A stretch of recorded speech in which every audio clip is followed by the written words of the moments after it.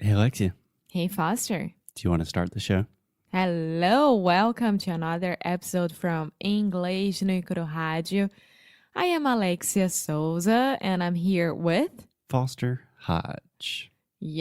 Foster Hodge. And today we are ending our conversation about drinks, about beer, wine, and we are going to talk about drinking itself. Yes, so this week on the show, we have been talking about different kinds of drinks, about the drinking age, about wine, beer, cocktails.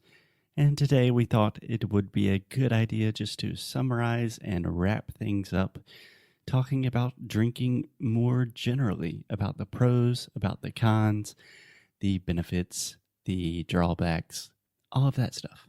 Yes, so do you want to start? How do you want to do this?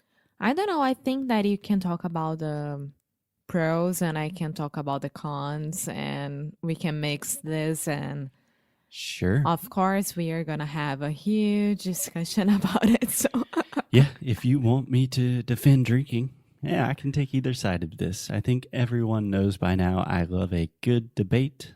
So, yeah, you want me to defend drinking and you want to defend not drinking? well, let's see how it rolls. Okay, let's see how it rolls. Let's roll with it, just like Darwin. Before we start, oh my God. Before we start, I have a question. When you ask someone like when you're finishing dinner and you're gonna go, you can say like, let's roll. Yeah. I heard your uncle saying that. That's why I'm asking you. Yeah, it is a little bit informal. So I would not say that to your boss. But I said that all the time to my friends. If we finish a meal and we're waiting on the check, then we get the check. And I want to say, hey, you ready to go? Sometimes I simply say, let's roll. Mm-hmm. Yeah. Okay. Cool. So, in defense of drinking, I did not imagine I would be taking this point of view publicly.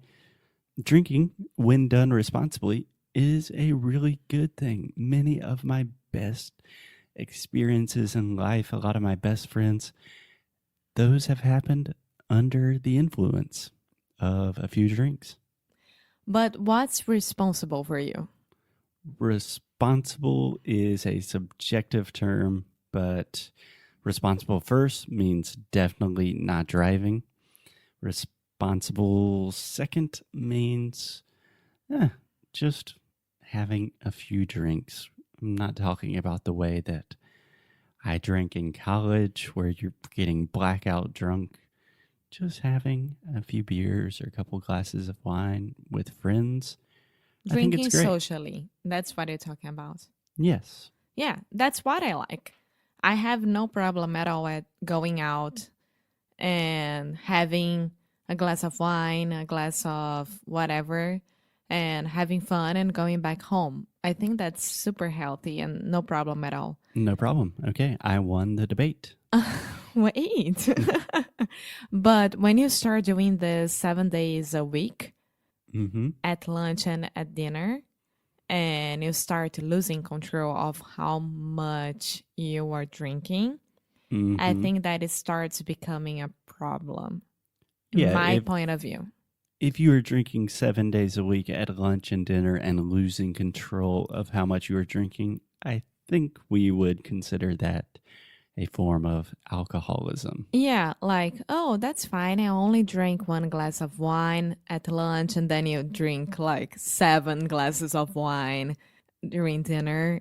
And I don't know. I'm not here to judge anyone, but I think that alcohol, if you don't pay attention, it's a drug. And it can be really, really bad for you. Oh, I think alcohol, if you do pay attention, is a drug. For sure. Yeah, I don't know. I mean, I don't want to enter a debate about the legality of all drugs, but yeah, alcohol is a super, super dangerous drug. It leads to a lot of people dying, a lot of distress and just disarray in people's lives. But I'm supposed to be defending alcohol right now. No, and we said let's roll. Let's see how it goes. That's fine. I will say that I think it's undeniable. In many cases, alcohol is a social lubricant.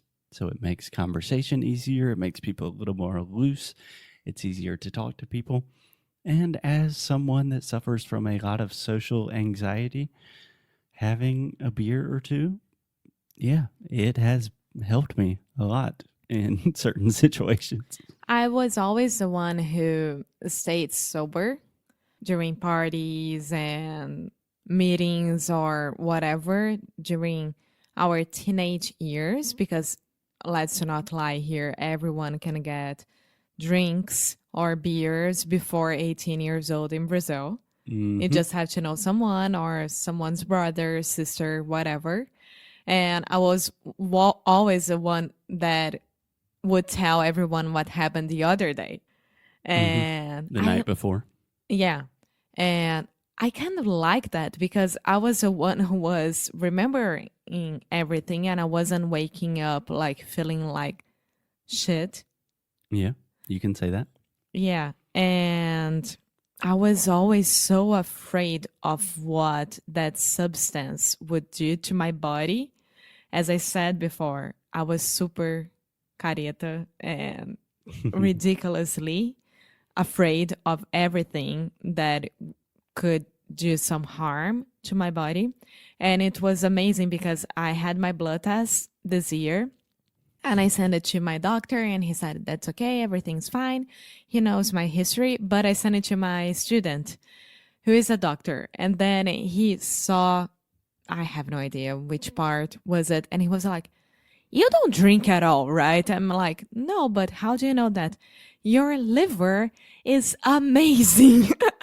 It's the most clear or healthy one that I saw in a long time. So that I've seen in a long that time. I've seen in a long time. So keep with that. That's amazing. Yeah, keep it up. I imagine a doctor would not say the same thing about my liver, unfortunately. So I have two questions for you, Alexia. Number one, how is that experience of being the only or one of the only sober people at a party? Because to be honest, it's not an experience that I have very often.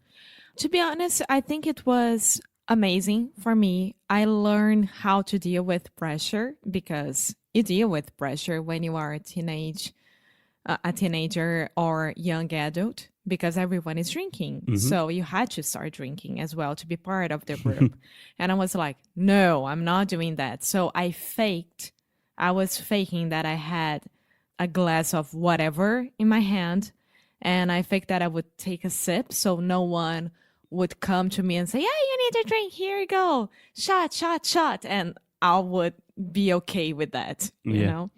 But it was good because I knew how horrible everyone was after drinking that much. And I was like, I'm not part of that. And I'm glad that I'm not part of that. Yeah, I think it really helps give you a little bit of extra perspective.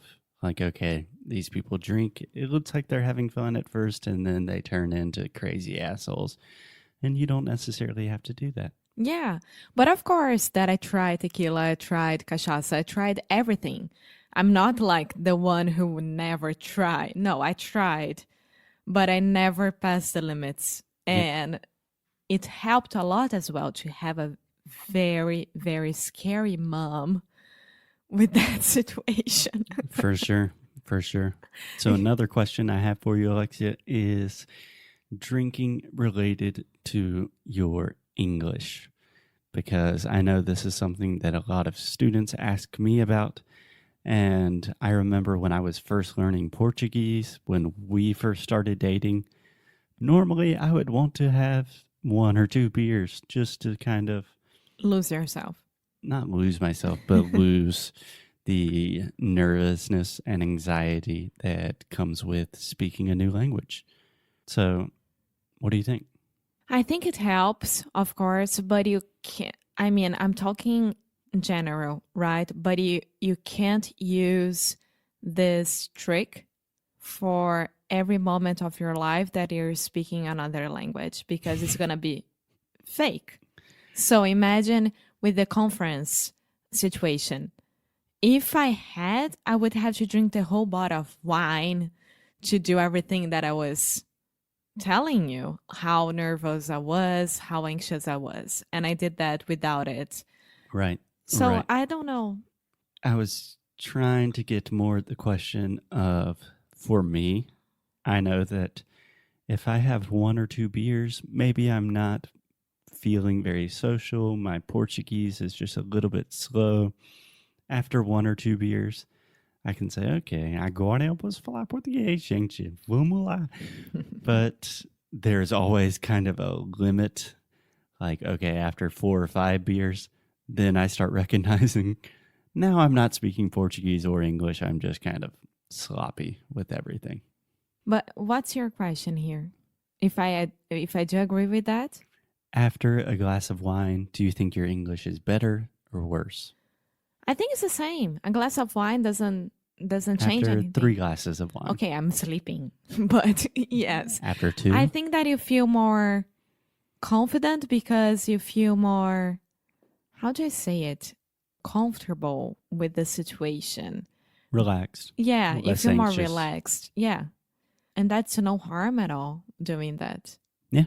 But I think that if you do it every time with that situation, that's not good. So, yeah, I totally agree. As with all things in life, moderation is key. And if you do use alcohol, use it responsibly. And I would recommend to everyone that if you're someone that really enjoys having a few beers, having a few glasses of wine, try taking 1 month, 30 days of no alcohol. oh, that's right. You did that with your dad. I did that this January, dry January. And it's just a really good time to kind of think about, like, okay, does my life change a lot if I don't drink at all? And yeah, it gives you a lot of perspective. Yeah, we can talk about that one day if you want. Sure. Okay. Okay. We will see you guys tomorrow or Monday. I don't know. I don't know either. Talk to you guys soon. Bye.